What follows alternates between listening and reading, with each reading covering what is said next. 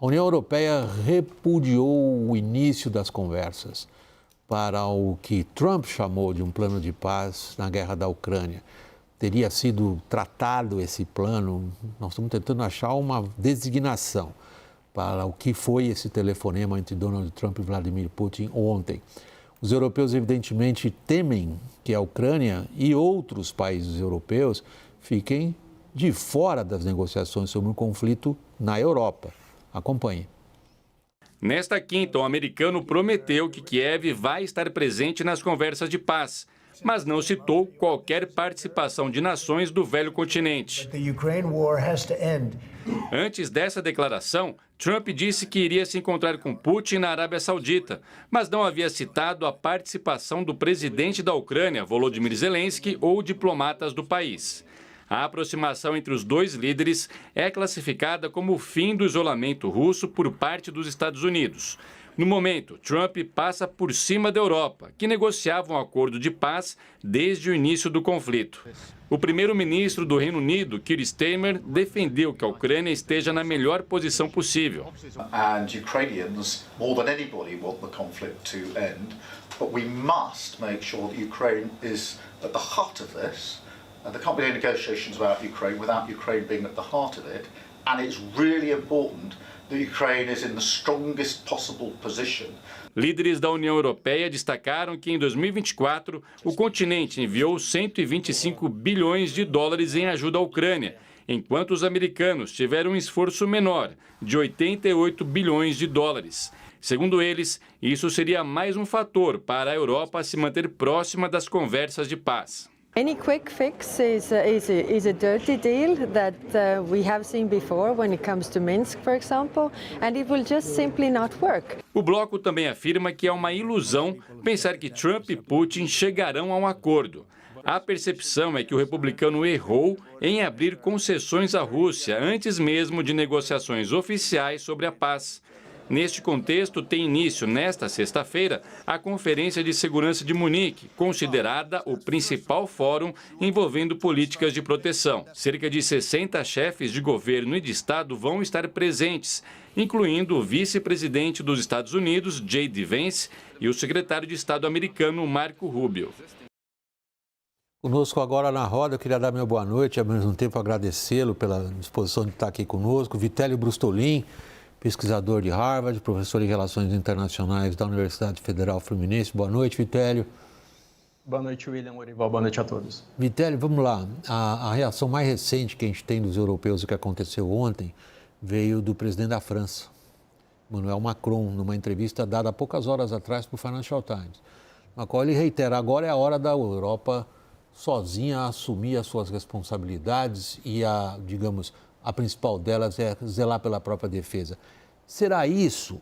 Ou é o que o Medvedev, que foi presidente no lugar do Putin um tempinho ali, esquentando a cadeira para o Putin voltar a ser presidente de novo, que disse hoje o que parece que Moscou pensa: Europa, você é uma velha feia, decadente, ninguém mais quer saber de você, tchau para vocês.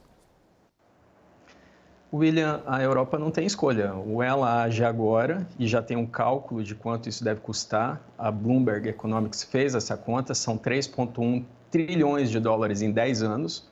Só em ajuda militar para a Ucrânia seria 125 bi em 10 anos. O envio de 40 mil soldados europeus para a Ucrânia custaria em torno de 30 bi por 10 anos, embora o Zelensky diga que seria necessário muito mais que isso. Esse gasto elevaria os gastos em defesa da União Europeia, dos países da União Europeia, para 3,5% do PIB, ainda abaixo dos 5% que o Trump pediu. E a perspectiva dos Estados Unidos vem sendo dita tanto pelo Pete Hegseth, o novo secretário de Defesa dos Estados Unidos, quanto do Marco Rubio. A Segunda Guerra acabou já faz 80 anos, a geração que viveu a Guerra Fria já está na casa dos 50 anos, a Europa continua dependente da segurança dos Estados Unidos. Uma declaração recente do Marco Rubio mostra bem essa insatisfação dos Estados Unidos. Ele diz que por que os europeus não investem mais em defesa? É porque eles querem se aposentar com 59 anos, querem manter os benefícios sociais muito elevados e chama a Europa para a responsabilidade de cuidar da sua própria defesa. Finalizando, ele disse que os Estados Unidos não vão ser a ponta de lança da defesa da Europa, mas sim a última alternativa, William. Isso coloca os europeus diante de uma situação bastante dramática. A gente vê isso, por exemplo, a Alemanha está a uma semana de uma eleição, a gente sabe mais ou menos quem vai ganhar a eleição. A gente não sabe o que tipo de governo alemão vai configurar, que tipo de conjunto da Europa, se é que a gente pode falar disso. Nós estamos vendo, no fundo, a falência da Europa. Explicando o modelo alemão, né, nenhum partido vai ter maioria para governar sozinho. A CDU, de acordo com as pesquisas, deve ganhar essa eleição. A alternativa para a Alemanha ficar em segundo lugar e aí está fora do jogo porque é muito extremista, né? E aí não sabemos quem vai ser o parceiro, se vai ser a SPD, se vai ser o Verde. Esses são os mais prováveis. E quanto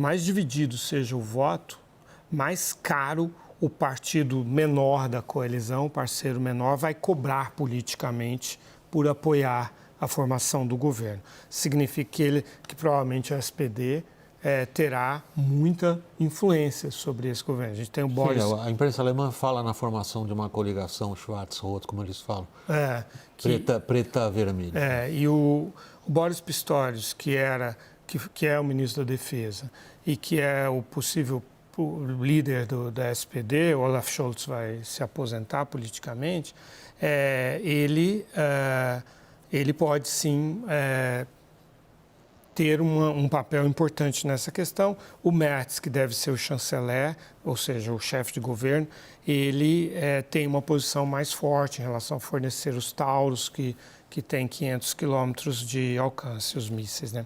Mas falando da Europa, de maneira geral, na Suíça teve uma conferência de segurança em 2023, na qual foi feito um cálculo de que em 3 anos de armas no valor de 75 bilhões de euros para a Ucrânia, com isso, a Ucrânia derrotaria a Rússia, né? Considerando que o PIB da Europa é 15 trilhões. Então, 75 bilhões é 0,5% desse PIB. Não é algo tão relevante assim. Só que você tem que descartar aí países pequenos, felizmente, para a Ucrânia, que são ali Eslováquia, né, Hungria, que são pró-Rússia, né, e não vão topar esse esforço. Mas você tem ali países como a Alemanha, a França, e aí saindo da União Europeia, você tem o Reino Unido, e voltando para a União Europeia, você tem a Espanha, você tem a Polônia, né, você tem a Itália, né, você tem a Holanda, e uma série de outros países menores que participariam desse esforço. Então, chegou a hora de a Europa walk the talk. Não é assim, chegar e falar assim, não, realmente é algo existencial para nós, como nós vimos dizendo há 3 anos? Então nós vamos fazer um tremendo sacrifício. Então vamos inverter agora o eixo a perspectiva pela qual a gente está abordando essa situação, Lorival, e inverter para o eixo americano, Vitelli. Os Estados Unidos estão, de fato, dispostos a acabar com o que até aqui foi uma aliança extraordinariamente sólida dentro da OTAN com a Europa? William, eu não diria que eles querem acabar, é uma visão mercantilista, né? O secretário de Tesouro dos Estados Unidos, o Scott Bessent, ele foi para Kiev na quarta-feira para negociar minerais de terras raras com o Zelensky, que é um plano de paz que o Zelensky tinha apresentado antes da eleição do Trump, ele apresentou em outubro do ano passado, de fornecer minerais como lítio, titânio, minerais que foram 30% da exportação da Ucrânia em 2021, antes da invasão russa. E, em troca disso, a declaração do Zelensky não foi pessimista. Ele disse, olha, os Estados Unidos vão nos ajudar a ter uma base industrial de defesa, inclusive com investimentos em drones e em armamento. Então, essa poderia ser uma saída de segurança para a Ucrânia, caso não tenha nenhuma outra perspectiva, de ter uma base industrial de defesa forte, que é mais ou menos o que a Polônia fez, né? Hoje investindo 5% do PIB em defesa. Agora, na Europa, existe uma conversa, inclusive aventada pelo Mark Rutte, que é secretário-geral da OTAN, da Europa comprar armas dos Estados Unidos e entregar para a Ucrânia. Inclusive, citaram o US Land Lease Act, aquele ato de 1941, que os Estados Unidos forneciam armas para seus parceiros enfrentarem os nazistas quando consideravam que seria proveitoso para os Estados Unidos. Agora, isso tem que ser uma questão de convencimento ao Trump. O telefone, desde que ele tomou posse, que antes tinha ligações diretas e diárias do Biden com a Europa, acabou. Agora tem que agendar as ligações ou fazer comunicados oficiais e abertos à imprensa. Então, ainda não houve uma oportunidade de discutir isso com o novo gabinete do Trump. Essa oportunidade começa amanhã em Munique, William. A gente tem, Lorival, mesmo com todas as oscilações dos diversos presidentes americanos, pelo menos na linha do tempo, a gente nota umas coisas fundamentais. Por exemplo, a solidificação de alianças com países da Ásia, como, por exemplo, Ásia, estou falando da Austrália na Ásia, mas considerando Japão, Coreia do Sul, Austrália. O outro fundamento é exatamente a Europa. O Trump joga isso pela janela? Aparentemente sim, né, William? É difícil de acreditar realmente, porque foi algo costurado, inclusive durante o governo dele, né? Alguns desses arranjos de defesa com a Índia, com o Japão, com a Austrália, passaram pelo governo dele. Ele está dizendo hoje na frente do Modi que o Modi vai comprar F-35 dos Estados Unidos? Quando o arsenal indiano ele é predominantemente russo, né? Mas a Índia, sim, está disposta a fazer essa conversão se ela encontrar incentivos e algo estável, né? Com previsibilidade ao longo dos anos, porque essa mudança de matriz é algo muito sério, né? Mas seria algo muito interessante que o Joe Biden ofereceu para a Índia, estavam discutindo. O Joe Biden estava muito próximo do Narendra Modi, né? Então, assim, essa costura do Indo-Pacífico, que envolve submarino, envolve, enfim, o que cada país precisa para se proteger da China. Inteligência. Aí você tem os 5 olhos, que envolve a Nova Zelândia e a Austrália também, além do Canadá, Reino Unido e Estados Unidos. Enfim, tem uma série de coisas que estavam sendo construídas a partir do Obama, passando pelo Trump. Trump não obstruiu isso, né? E veio vindo.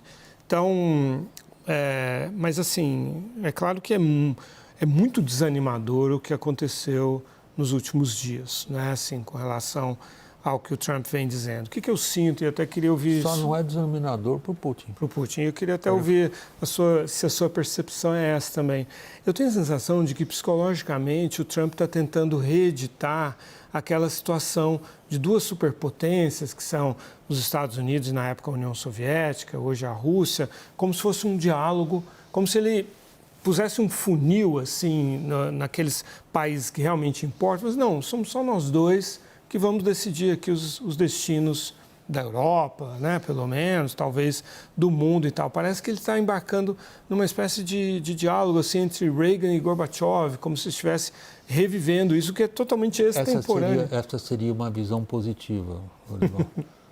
Eu sou um pouco cético. Eu acho que o Trump não tem uma concepção clara do que é essa nova ordem internacional que está sendo colocada aí diante de nós. E ele não tem uma visão estratégica do que significa a busca pelo isolamento, que é uma tendência americana que vem se afirmando na figura dele, particularmente. Então, desculpe o meu pessimismo, o meu ceticismo, tenho a impressão que ele não tem uma compreensão muito clara do que ele mesmo está fazendo.